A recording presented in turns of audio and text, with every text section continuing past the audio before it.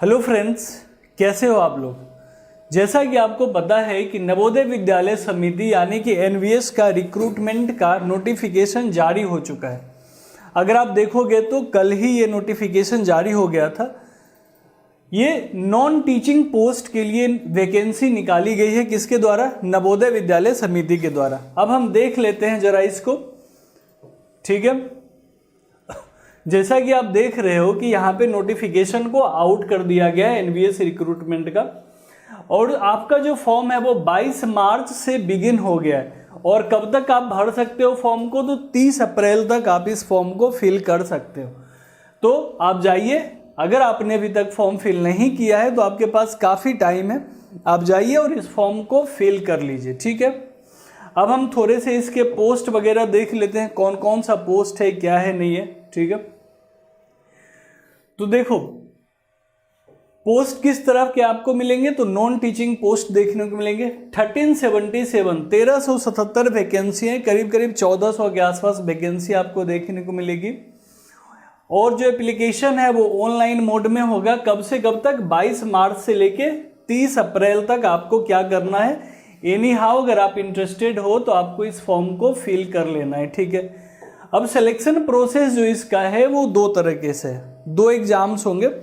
एक तो आपका पेन पेपर बेस होगा एंड सेकेंड जो होगा वो आपका इंटरव्यू होगा। अगर आप पहले एग्जाम में को क्लियर कर लेते हो तो फिर आपको क्या है, इंटरव्यू के थ्रू ही इसमें आपको पोस्ट दिए जाएंगे, ठीक है।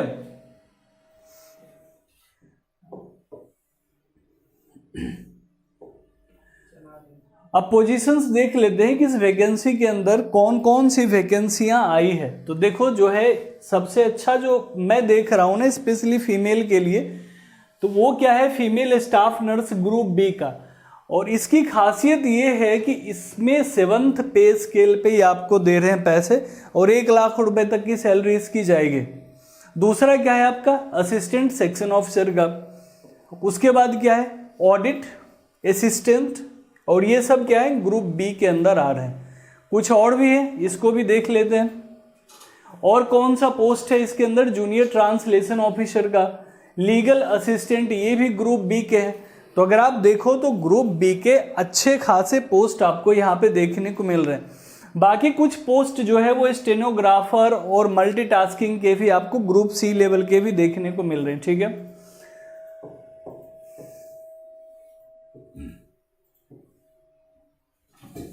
अब फी स्ट्रक्चर की बात कर लेते हैं एक बार, कि अगर आप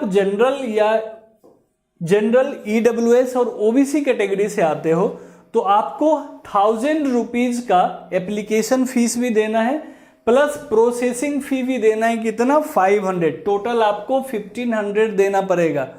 लेकिन अगर आप SC ST या फिजिकली डिसेबल्ड हो तो आपके लिए ये एप्लीकेशन फीस 0 हो जाएगी, प्रोसेसिंग फीस बिल्कुल आपको देनी पड़ेगी और ये 500 देनी है। तो कुल मिला के अगर आप देखो तो नील अगर नहीं लिया जा रहा है कुछ जगहों पे तो आपसे एप्लीकेशन फीस भले नहीं लिया जाएगा, लेकिन इस बात का आप ध्यान रखना कि प्रोसेसिंग चार्ज जो है आपसे हर एक फॉर्म में लिया जाएगा, ठीक है। आप किसी भी कैटेगरी से हो आपको प्रोसेसिंग फीस देना कंपलसरी है वहां पे, ठीक है। अब क्राइटेरिया क्या है इसका, तो देखो सबसे पहले तो हम ये बात कर लेते हैं कि नॉन टीचिंग पोस्ट के लिए है। अब एक एक करके हम देख लेते हैं कि एजुकेशन क्वालिफिकेशन क्राइटेरिया जो है वो पोस्ट वाइज क्या क्या देखने को मिलेगा। अगर हम फीमेल स्टाफ नर्स की बात करें तो आपको BSc ऑनर्स होना चाहिए, किससे? या तो नर्सिंग से कर लो, और रेगुलर कोर्स भी आपका नर्सिंग से है, या पोस्ट ग्रेजुएशन आपका नर्सिंग से है, तो आप फीमेल नर्स स्टाफ को इसको भर सकते हो, ठीक है। आगे देख लेते हैं दूसरा पोस्ट आपका कौन सा है। दूसरा पोस्ट जो है असिस्टेंट सेक्शन ऑफिसर। ये देखो ग्रुप बी का पोस्ट है और ग्रुप बी बहुत अच्छा माना जाता है इंडिया के अंदर। अगर आप IAS IPS की बात करते हो तो ग्रुप ए में होते हैं, तो उसके नीचे के लेवल का है ये। भले ये आपको वो चीजें नहीं दिखती नॉन टीचिंग में, लेकिन आपको पे ये उसी के हिसाब से करेंगे। तो आपको तो पैसे से मतलब होना चाहिए अगर आप गवर्नमेंट जॉब में प्रिपेयर कर रहे हो अच्छे से। तो अगर हम असिस्टेंट सेक्शन ऑफिसर की बात करें तो आपको कोई भी बैचलर डिग्री होनी चाहिए और 3 साल का एक्सपीरियंस होना चाहिए। कहाँ? एडमिनिस्ट्रेटिव और फाइनेंशियल मैटर में। कहाँ? सेंट्रल गवर्नमेंट के अंदर। अगर आपके पास एक्सपीरियंस नहीं है तो आप इस गेजेटेड है ना, देखो असिस्टेंट सेक्शन ऑफिसर है, एक गेजेटेड पोस्ट है, तो आप इसको फिल नहीं कर पाओगे। अगर हम ऑडिट असिस्टेंट की बात करें तो बीकॉम, अगर आपने बीकॉम कर रखा है तो फिर आप ये फिल कर सकते हो। जूनियर ट्रांसलेशन ऑफिसर की बात करें तो इसके लिए मास्टर डिग्री रिक्वायर्ड है। आपसे लैंग्वेज के बारे में पूछा जाएगा, हिंदी या इंग्लिश में उनको जो जिससे भी आप परस्यू कर रहे हो उसमें आपको मास्टर डिग्री कंपलसरी है यहाँ पे, ठीक है। आगे देख लेते हैं और कौन कौन सा है। लीगल असिस्टेंट की बात करें तो इसमें लॉ से आपको पास आउट होना चाहिए, आपका जो ग्रेजुएशन है वो लॉ के फील्ड में होना चाहिए। स्टेनोग्राफर का तो देखते ही आप समझ गए होंगे कि अगर आपने 12th क्लियर कर लिया है, आपने इंटरमीडिएट का एग्जाम क्लियर कर रखा है, तो आप क्या है कि यहाँ पे आसानी से स्टेनोग्राफर बन सकते हैं, ठीक है। कुछ और भी पोस्ट इसके अंदर हैं। कौन सा है? Computer operator. अब देखो कंप्यूटर ऑपरेटर वाले में पहला ऐसा दिया है जिसमें एक बीटेक इंजीनियर जो कि कंप्यूटर साइंस से बिलोंग करते हैं वो भी यहाँ पे फॉर्म फिल कर सकते हैं। बाकी बीसीए या बीएससी चाहिए, कहाँ से? इन कंप्यूटर इंजीनियरिंग, ठीक है। कैटरिंग सुपरवाइजर की बात करें तो अगर कैटरिंग से आप समझ गए होंगे कि कहीं ना कहीं होटल मैनेजमेंट कुछ इससे रिलेट करता है, तो आपका मैनेजमेंट का डिग्री होना चाहिए, bachelor degree in hotel management और trade proficiency certificate with 10 years of service in defence service, ठीक है। उसके बाद आता है कौन सा पोस्ट है? जूनियर सेक्रेटरीट असिस्टेंट का पोस्ट आपको दिखता है।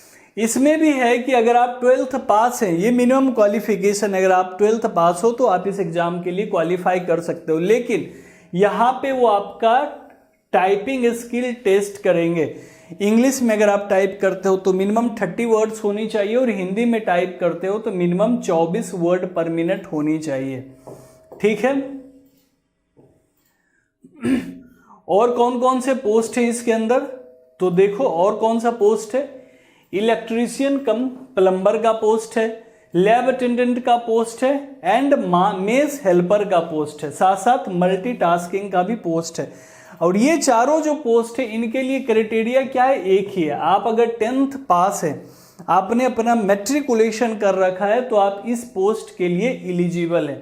तो देखो कितना ब्रॉड सेंस में ये एनवीएस लेके आया है कि ग्रेजुएट लोग भी इसके लिए अप्लाई कर रहे हैं। पोस्ट स्पेसिफिक है ना, हर पोस्ट के लिए अलग से एग्जाम होंगे, तो जो ग्रेजुएट है उनके पास भी एक अच्छा मौका है। जो 12th पास है वो भी अपना किस्मत आजमा सकते हैं, और स्पेशली अगर 10th वाले हैं, अगर 17-18 साल के आप हो चुके हैं, अगर आपको गवर्नमेंट जॉब चाहिए तो आप यहाँ से ट्राई कर सकते हैं, ठीक है। अब एज लिमिट देख लेते हैं इसमें क्या है। तो एज लिमिट में देखो कि जो 10th वाला जो सेक्शन है ना, इसमें क्या है कि लिमिट जो है 18 साल का मिनिमम एज लिमिट है, और मैक्सिमम एज लिमिट की बात करें तो वो क्या है? वो है 40 इयर्स। ये मैं इन सब की बात कर रहा हूं। अगर हम फीमेल नर्स स्टाफ की बात करें तो वो 35 साल तक, अगर 35 साल से कम की हैं तब तो आसानी से कर लेंगे। 35 प्लस अगर आपकी एज हो गई तो सॉरी, आप इस फॉर्म को फिल नहीं कर सकते, ठीक है। बाकी सबका भी देख लेते हैं एक बार एज क्राइटेरिया क्या है। तो देखो जो लीगल असिस्टेंट इन लॉ है, ये लॉ वाले बच्चे भरेंगे, इनके लिए क्या है कि मिनिमम 23 इयर्स का इनका एज होना चाहिए और मैक्सिमम क्या होना चाहिए? 25 होना चाहिए। वहीं अगर हम बात करें असिस्टेंट सेक्शन ऑफिसर, ये दोनों ही ग्रुप बी के अंदर हमने देखा था, तो ये क्या है? 23 से 33 साल के बीच के जो लोग हैं वो भर सकते हैं। बाकी आप देख लो 18 से 30 मोस्टली में आपको देखने को मिलेगा, ठीक है। अब एक बार हम इसके कुछ और पॉइंट्स को जानने की कोशिश करते हैं कि जो कॉम्पिटिटिव एग्जाम है ये दो तरह से आपसे लिया जाएगा। फर्स्ट स्टेज में क्या होगा कि आपका एग्जाम होगा, और दूसरा क्या होगा, आपसे वहां पे इंटरव्यू लिया जाएगा, और इन दोनों के थ्रू जो स्किल टेस्ट होता है या इंटरव्यू कह लो आप, पर्सनल स्किल्स को जज करेंगे आपको, इसके बेसिस पे वो आपको क्या करेंगे कि आपको प्रोवाइड करवाएंगे सीटें। अब ये आप देख लो कि मैंने ये बना दिया है कि फीमेल स्टाफ नर्स के लिए जो है वो आपको 2.5 घंटे का टाइम मिलेगा, और ये जो है ये सारे आपके सेक्शंस आपको देखने को मिल रहा है। सेम है असिस्टेंट सेक्शन ऑफिसर के लिए भी आपको 2.5 घंटे का ड्यूरेशन मिलेगा, और ये आपका सब्जेक्ट का वेटेज आपके सामने दिख रहा है। इसी तरह अगर ऑडिट असिस्टेंट की बात करें तो ये भी 2.5 घंटे का, इसमें भी टाइम पीरियड है, और 5 पार्ट में क्वेश्चंस आपको यहां भी देखने को मिलेंगे। ठीक है, एक बार आप देख लो इसको। जूनियर ट्रांसलेशन की अगर बात करें तो इसका 2 आवर का ड्यूरेशन होगा। अगर हम लीगल असिस्टेंट की बात करें तो इनका 3 घंटे का पेपर होने वाला है। ठीक है, स्टेनोग्राफर का भी 2.5 घंटे का पेपर होगा, और साथ साथ इनका एक स्किल टेस्ट भी होगा जिसमें 10 मिनट के अंदर इनको एटलीस्ट 80 वर्ड पर मिनट के हिसाब से इनको एक डिक्टेशन भी देना पड़ेगा। ठीक है, समझ गए आप लोग? आई थिंक ये सारा सीन आप समझ गए होंगे एक एक करके। अब हम एक बार ये देख लेते हैं कि किसको कितना पे किया जा रहा है। एक बार पे स्केल देख लेते हैं फाइनली। इसीलिए मैंने बोला था एनवीएस अच्छा खासा पे कर रही है आपको। फॉर एग्जाम्पल देखो कि जो staff nurse, female staff nurse का मैंने क्या बोला था, ये 7th पे कमीशन पे लेवल देखो 7 इस पे अप्लाइड होगा, और 44,900 टू 142,400 है। इसका मतलब आप देख रहे हो 45,000 से लेके आप 1.5 लाख रुपए तक का आपका सैलरी रेंज आ जाता है फीमेल स्टाफ नर्स के बीच। अगर लेवल 6 की बात करें तो लेवल 6 में आप देखोगे 35,000 से लेके 1,12,400 तक आपकी अर्निंग हो सकती है यहाँ पे। लेवल 4 में भी देखो अच्छा खासा है, अप टू 81,000 तक आपको पे किया जाएगा। ठीक है, और अगर हम नीचे 10th लेवल के जो बच्चे हैं इनके लिए जो electrician, lab attendant, mess helper, multitasking की बात करें, इनको भी देखो अप टू 57,000 पे किया जा रहा है। तो अगर आपको ये चीजें समझ आ गई है तो एनवीएस आपके लिए एक बहुत ही अच्छा मौका लेके आ रहा है। हर स्केल पे, हर एक लेवल के लोगों के लिए यहाँ पे आपको देखने को मिल रहा है कि सीट्स अवेलेबल है। तो अगर आप ये फॉर्म फिल कर रहे हैं तो जल्दी से जल्दी इस फॉर्म को फिल कर दीजिए, और हमारे चैनल को लाइक कर दीजिए, सब्सक्राइब कर दीजिए, और बेल आइकन को जरूर दबा दें ताकि आपको नोटिफिकेशन मिलते रहे इसके रिगार्ड। क्योंकि हमने एक नया सेटअप शुरू किया है जिसके अंदर हमने एनवीएस रिक्रूटमेंट के अंदर एक कंप्लीट पैकेज में आपको एक फुल प्रूफ प्रिपरेशन करवाएंगे, वो भी बिना किसी कॉस्ट के, फ्री ऑफ कॉस्ट आपको प्रिपरेशन करवाई जाएगी। तो बने रहिए हमारे साथ और जुड़िए हमारे टीम में, और अपने प्रिपरेशन को बेहतर से बेहतर बनाइए ताकि आप इन पोस्टों को आसानी से अचीव कर सकें। तो मिलते हैं क्लास में। Thank you so much.